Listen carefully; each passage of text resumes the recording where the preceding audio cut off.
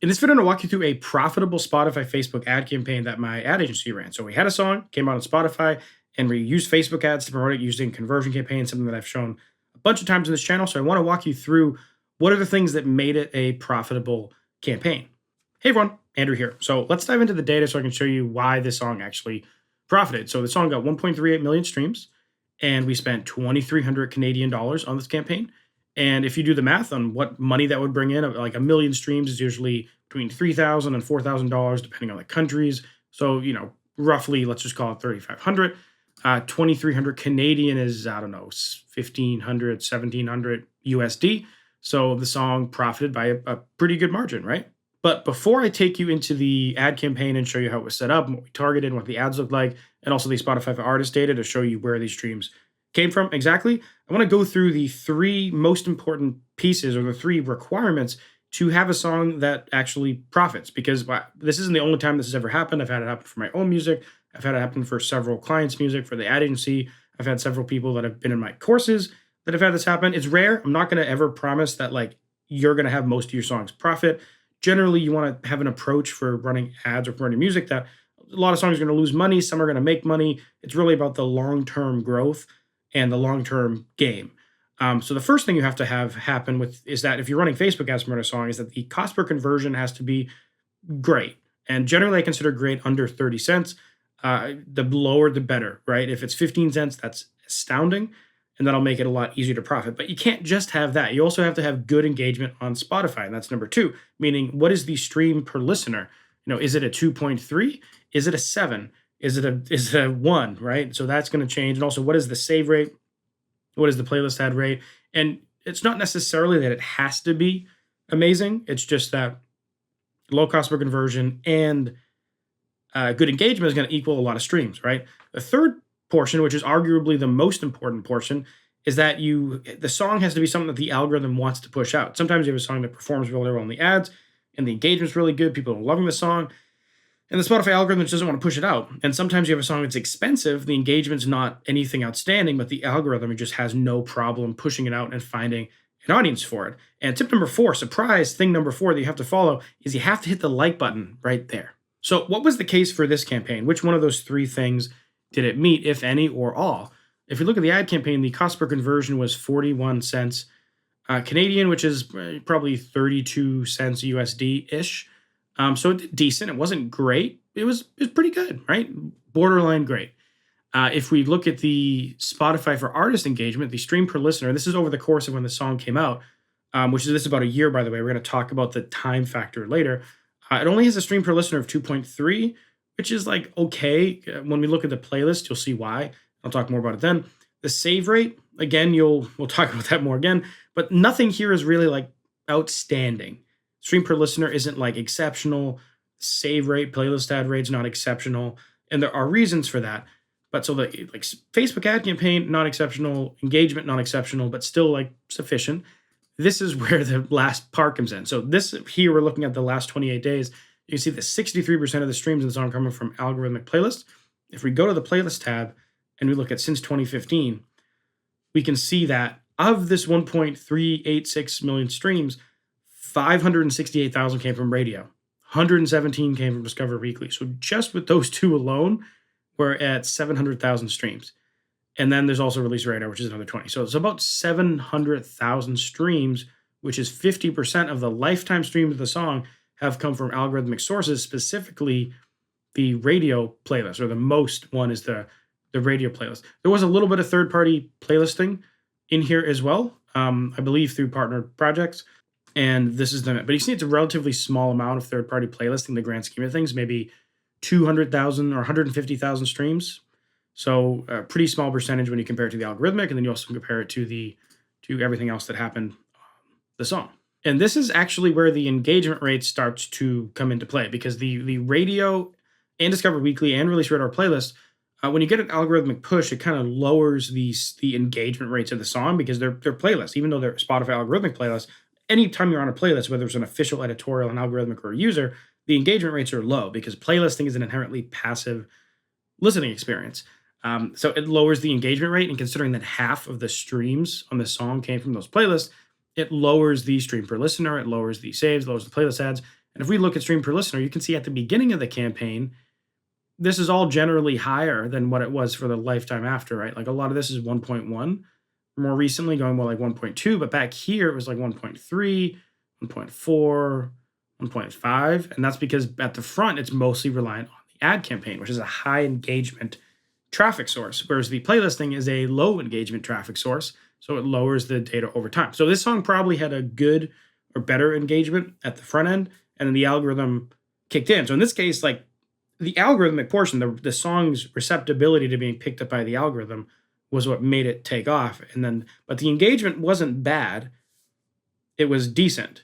And then the cost per conversion on Facebook was pretty good, almost great. So you can kind of see how all the kind of stars aligned in this case, but nothing was really exceptional, and it still happened to work out really well for this song.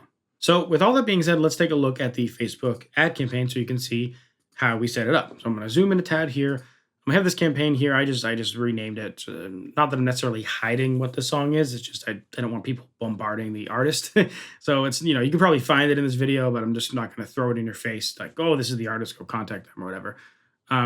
If I look at this campaign, you can see we spent 2,300 Canadian dollars again, let me put on a calculator real quick. So yeah, 2,300 CAD is equal to, why is it not letting me move it? 1,700 American dollars. So we spent 1,700 USD, 2,300 CAD. We were using a Hyped It landing page. And by the way, if you want to use Hyped It, I do have the longest free trial that you'll find anywhere in my description. 14 days instead of 7 days if you want to try out Hyped It. If we go inside, and actually back over here, we got 5,600 conversions. If we go inside of this campaign, you can see all the different audiences that we tested. I'll zoom out a tad so you can see there's a few more. So we did a reasonable amount of testing. I wouldn't call this an extensive amount, but this is a good amount of testing. If you're completely, if this is all alien to you, have no idea what I'm talking about, check out this video right here to see how these types of campaigns work. So you can learn for yourself, see how you do them yourself. I do have an ad agency called Forbid Media. You can click the link in the description. I also have a course, Spotify Growth Machine. You can click and consultation calls. This was a campaign that we ran back in January 2023. So it was actually a pretty early on one. And the reason why I wanted to show this campaign to you now is because we looked back at it and we're like, oh, this song profited. This song actually profited from the investment on the ad campaign, which again, it's not like that never happens, but it's not common. And I wanted to kind of make a point of it, but it happens over a long period of time. And that's one thing that a lot of artists don't get. Like one, it might not happen for a song, but two, when it does happen, it typically happens over a longer period of time. Very often that can be 2 years, 3 years, 4 years, etc., before a song breaks even and profits. In this case, within a span of a year, less than a year, in fact, the song actually profited. So it kind of shows you what happened when a campaign is run. The campaign itself was only run for like 2 months back here, right? You can see with all these saves, this is when the campaign was run. Everything after this is stuff afterwards. I mean, there was probably little promotions, like maybe the playlisting was done here. I don't know if anything happened here, but like the vast majority of the promotion for this song over the course of the last year since it came out was in the first 2 months. What happens when you look forward a year? And this is kind of a cool case study to show what are the long-term impacts of running an ad campaign. So anyways, this is the audiences that we tried.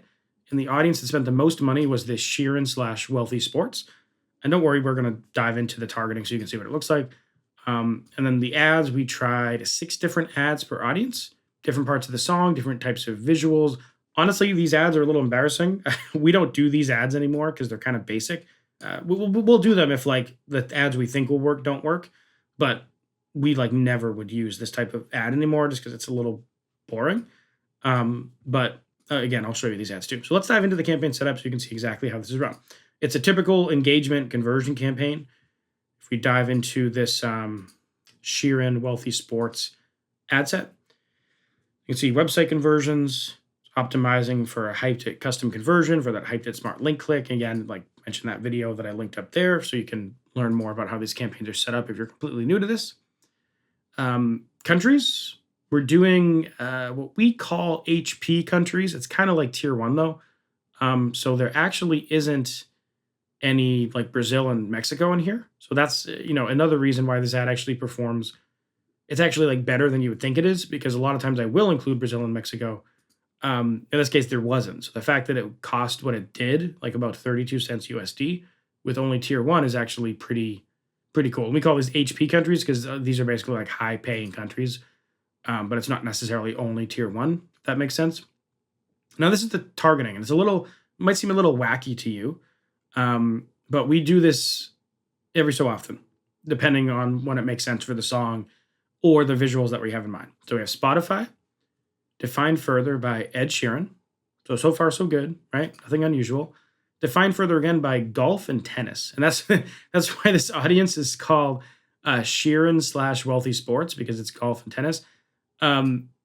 It makes sense when you hear the song why you might think like people that might play these sports might like this song. Without showing you the song, just take my word for it. But no, it's not the only thing we tried, right? We didn't just instantly go, yep, that's the audience.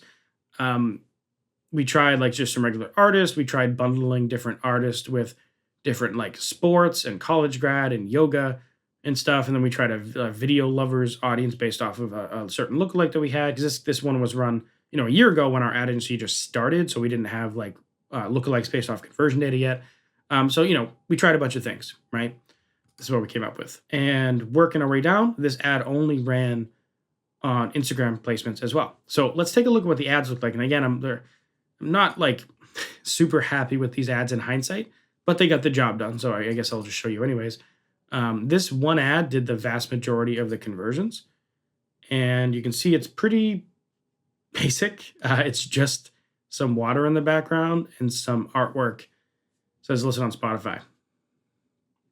That's it. So if you want to learn the nitty gritty of how to run campaigns like this, then check out this video right here that walks you through the entire process from start to finish. And if this gave you anxiety and you feel like it's not for you, then check out my ad agency below called Forbid Media, link in the description. And I also have links to my courses and consultations if that's more up your alley as well. Anyways, thanks so much for watching, and I'll see you next video.